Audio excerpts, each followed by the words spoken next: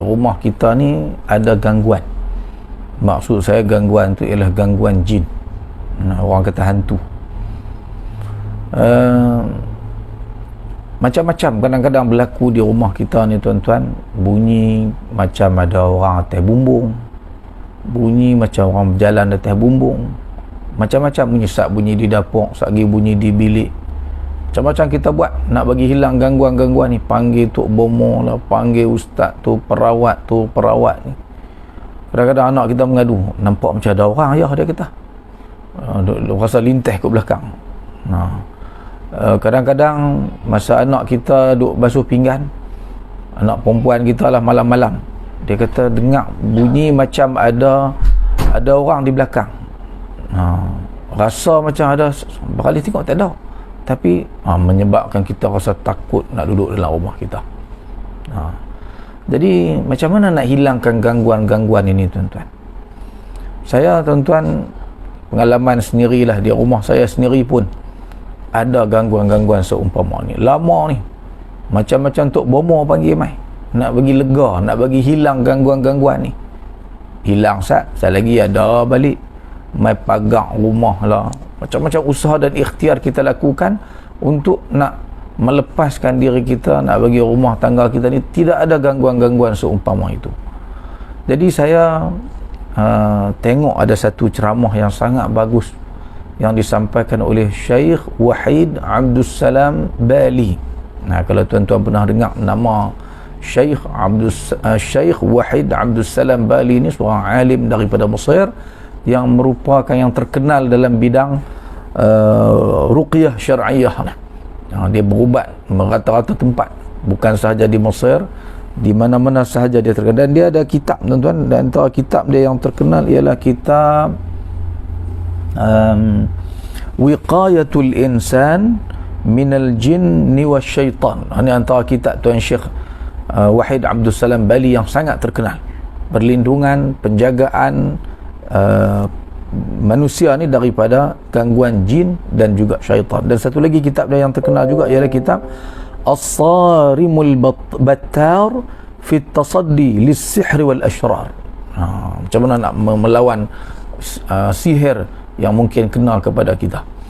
Jadi dalam ceramah dia tuan-tuan, mudah saja sebenarnya amalan ini untuk kita lakukan. Dan saya telah amalkan dalam rumah saya tuan-tuan. Alhamdulillah, hari pertama amalkan amalan ni, terus rumah sunyi sepi, tak bunyi lah. Sampai nak cakap pun tak berani, takut juga kita kata tak ada, pergi mana lagi sudah bunyi pula.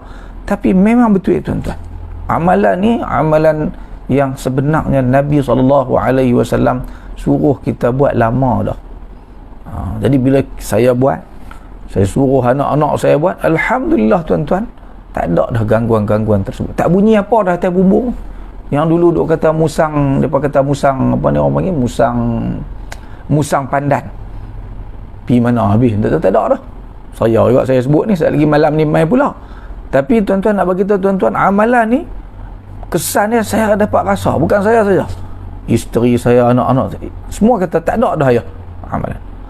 Jadi amalannya sangat mudah tuan-tuan, iaitu setiap kali kita nak masuk dalam rumah kita, jangan lupa baca bismillah.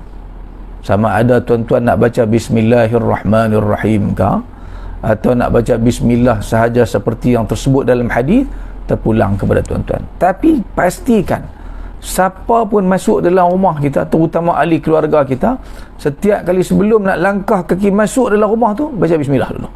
Baca bagi kuat bismillah, bagi salam kepada ahli keluarga kita, Assalamualaikum warahmatullah. Dan ajak anak kita, suruh mereka baca bismillah. Kalau tak baca, suruh keluar balik, baca balik bismillah. Anak kita akan suruh kita, bila kita masuk rumah, anak tanya, ayah baca bismillah tak? Kalau kita terlupa, keluar balik, baca bismillah. InsyaAllah tuan-tuan, akan hilang gangguan-gangguan yang selalu ada di rumah kita ni tuan-tuan. Dan amalan ini tuan-tuan, bukan amalan ambil daripada Tok Bomo tu. Tok Bomo ni sebenarnya Syekh Abdul Salam ataupun Syekh Wahid Abdul Salam Bali ambil daripada sebuah hadis Nabi SAW yang sahih, riwayat Imam Muslim, yang berbunyi tuan-tuan, saya baca kat tuan-tuan hadis ni, an Jabir bin Abdullah annahu sami'a an-nabiy sallallahu alaihi wasallam yaqul. Jabir kata, aku dengar Nabi sallallahu alaihi wasallam bersabda, idza dakhala ar-rajulu baitahu fa dzakara Allah 'inda dukhulihi wa 'inda ta'amihi qala asy-syaitan la mabita lakum wa la 'asha'. Nabi SAW bagi tahu, apabila seseorang kamu masuk dalam rumah dan dia nak masuk rumah tu, dia menyebut nama Allah Subhanahu wa ta'ala, iaitu sekurang-kurangnya kita baca bismillah. Yani kita masuk ni dengan nama Allah Subhanahu wa ta'ala. Dan juga ketika kita makan, nak makan, bismillah, jangan lupa bismillahirrahmanirrahim kah? Kita baca bismillah yang pentingnya tuan-tuan. Syaitan ni pada ketika itu dia akan bagi tahu kat kawan-kawan dia, bukan dia seorang, dia habaq kat geng-geng dia, dia kata apa? La mabita lakum, malam ni tak ada lah tempat tidur kita lagi dah. La mabita lakum, tak ada dah tempat tidur. Maknanya apa tuan-tuan? Kalau kita masuk tak baca bismillah, dia jumpa tempat tidur dia. Begitu juga bila kita nak makan, kita baca bismillah, maka syaitan akan kata wala asya, makan pun tak ada dah kita malam ni. Tak ada dah makan malam kita untuk kita pada malam ni. Dia beritahu kat siapa ni? Kat kawan-kawan dia, geng-geng dia yang duk tunggu nak masuk sama-sama dengan kita. Kita masuk, dia pun masuk sama-sama dengan kita. Wa idza dakhala, dan apabila dia masuk ke dalam rumah tersebut, falam yadhkurillaha 'inda dukhulihi, dia tak baca bismillah, main masuk ke tu ya. Kadang-kadang bagi salam tapi tak sebut bismillah tu. Qala syaitan, maka syaitan akan kata pada ketika itu kepada geng-geng dia, bukan dia cakap seorang-seorang. Dah begitu kat kawan-kawan dia, mungkin ada 20 orang kah, 20 ekor kot, no? 30, mungkin ada 100, mungkin ada 500 yang duk tunggu dekat muka pintu tu. Bila kita masuk tak baca bismillah, dia akan kata apa? Adraktumul mabit. Kita jumpa dah, hampa dah jumpa, kamu semua dah jumpa tempat tidur pada malam ni. Jadi dia masuk malam tu, dia akan tidur dengan kita tuan-tuan. Dia akan masuk dalam bilik ni, dia akan masuk dalam bilik tu, duduk di dapur, duduk di ruang tamu, macam-macam dia akan ganggu kita dalam rumah kita. Tak tahu berapa puluh ekor, tak tahu berapa ratus ekor yang dah masuk dalam rumah kita kerana kita tidak beramal dengan sunnah Nabi SAW, iaitu mudah sangat tuan-tuan baca bismillah. Sikit lagi tuan-tuan. Wa idza lam yadhkurillaha 'inda ta'amihi, dan apabila dia masuk dalam rumah, apabila dia tidak menyebut nama Allah Subhanahu wa ta'ala ketika makan, qala adraktumul mabit wal 'asha, setan pun akan kata apa? Kamu dah jumpa dah tempat tidur, dapat dah, dan dapat makan malam ni, makan malam kamu lazat akan dihidangkan oleh tuan rumah.